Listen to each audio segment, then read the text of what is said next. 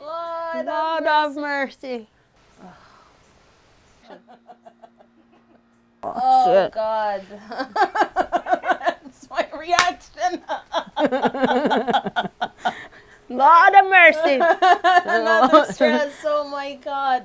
You ramp it up 500 The times. noise. Woo! Anyway. Oh. Welcome to Twin Talks. I'm Nadia. And I'm Nikki. Today we're going to talk about how parents feel about sending their kids back to school in our uncertain times. We've gone through a pandemic. We're still in restricted zones, and I'm wondering what the parents and everybody feels like when they're going back to school in under a month. How do you feel, Nikki? Well, as a parent, I would say that I'm a little nervous about it. I'm sure I could. I'm sure I have lots of people that could join me in it. But at the same time, I do understand how difficult it is having your kids at home when you're trying to work. But at the same time, it's our children, right? Like, who knows if something were to happen? Like, I would hate to put my kid at risk, because we want people to go out and work. I totally get it, but it's really, I find it a little stressful. I'm feeling it too. And, I guess the other thing is, aside from the obvious, it's just I'm a little worried about my kid. They're really into extracurriculars, and there may not be any. And I just don't know how he'll feel with it. I'm a little stressed with that, because it seems like everything's sort of shut down 100%. Yeah. And but safety first. I understand there's no judgment. It's just I feel a little bad for the kids going through school now, because I think school's just going to be, here are the assignments, go to school if you can and if you feel like it, and then go home. I think so too, and my son's starting high school, and I remember high school being a really fun time in my life, and to be honest with you, the extracurricular activities were everything. So I don't know how it's going to go. I'm feeling a little bit concerned too about this, but I feel almost lost. It's like there's almost very little communication, and we've got to sort of figure out how to navigate through a new world. It's difficult when you're trying to work and teach your kid. Yeah. So if worse comes, especially when they're younger, so I think the parents did a really good job under the circumstances. That's all I wanted to say. Yeah. They're never acknowledged. The parents are never acknowledged, but we were all stuck in a situation where I'm trying to do my job and I'm trying to help my kid with his schoolwork. And thank God he was a little bit older. He was more self-sufficient. I couldn't imagine living in a situation where I was dealing with a kindergarten student or a grade 1 or a grade 2. So I acknowledge the parents because it's not easy. I really think that it was a good opportunity to see what teachers really do. It's not as easy as it looks, I'm assuming. I think maybe the hardest thing I think is that everyone has gone to school at some time or other. Therefore, everybody has a picture in their mind of what it looks like, and that could be a very positive thing or obviously a negative one. Now, in this day and age, not everyone's just pushing paper and assignments. And I think it's evolved, but people don't really see that it's evolved. And it's not as easy as it looks because they're not in rows. Like people are trying to get them out there and active. And so, it's not easy teaching your own kids. It's not. So if it didn't go so well, then I would just chalk it up to, I'm spending time with my kid.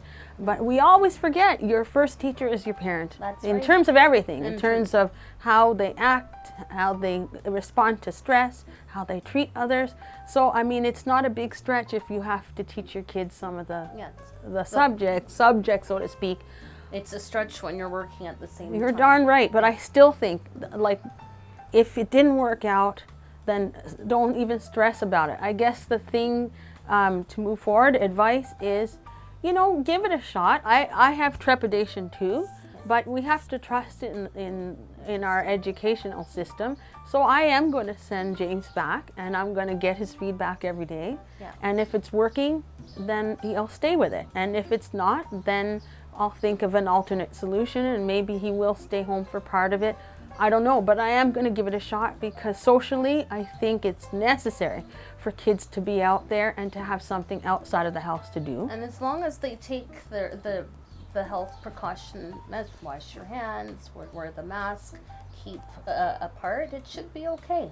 I hope it's okay. Yeah. But if you're not one who wants to take that on, then try and just do a little bit a day and try and have some structure in the day so that they're not waking up like at 3 o'clock in the afternoon and not doing anything during the day, because easy when you're homeschooling to, I don't want to do it today. I don't want to do it today. But you know, something needs to get done. Even if it's not 6 hours a day, something should get done a day. Yeah. Structure the day like they're at school, but they're at home. Yeah. Like, I think that people will really honor the fact that we're in person again. I don't think anybody thought, even the kids, I don't think anybody thought that something like this could happen. It's never happened in our lifetimes. No. We've been around a while. Yeah. Shut up. Not that long. Right? Like, honestly, so I think, you know, I think maybe, at least for the first few weeks, I think kids might be a little nicer to each other. I'm hoping. I'm hoping so too.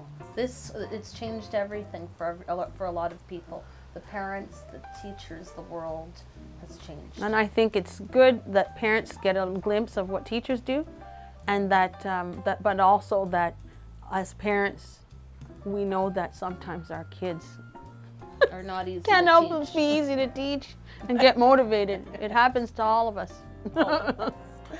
Yeah. My kid's like, I don't want to do it. I don't want to do it. Oh my God! And he's It's not older. easy to teach your kid. They don't want to listen to the parent, but you can try, right? I'm not sure how we're going to do it, but it's definitely a new world for us all. But at the same time, without pulling it into darkness, right? There are some good things that have come out of it, I think. I think the kids, the teachers, everybody have tried to work in the new age, so it's sort of pushed you in and propelled you in to technology, where I think we could say there was a lot of resistance before, and it's not, it's just something that we have to do. You just have to. Yeah. And I think the kids have been very resilient, and they're going to have to start finding things for themselves to keep them busy. I think that's, like, not to keep them busy, but to keep them motivated. And I think that's something that you always have other people trying to motivate them, yeah. And I think they have to do it for themselves. I think the parents were resilient too. We were all we were killing it. Yeah, all of us. I thought that we were killing it. It might not have it felt too good during the time, but I think overall people were trying their best. And for those of you who just said, like, this is too hard, don't worry about it. You taught them about how to be together and how to cook and how to bake. Like, I mean, in the bigger life skills. Life skills are important. Yeah. Yeah. So if it didn't work out in March through June, you're not the only one. I'm sure there's a zillion people who had the same problems. Don't even put a second thought to it. We're starting a new year. Yeah. And it's going to be better because things are, you know, I think, you know, they're going to try and have it a little smaller, so that there's not so many people. The classes, you mean? Maybe the class sizes. I think that it might work out. I think so. It will all work out. It'll all work out. So walk into the new year with some hope and confidence, and we got through the hardest time. I think we're going to get through the rest of it. And nothing happens without a little bit of growing pains.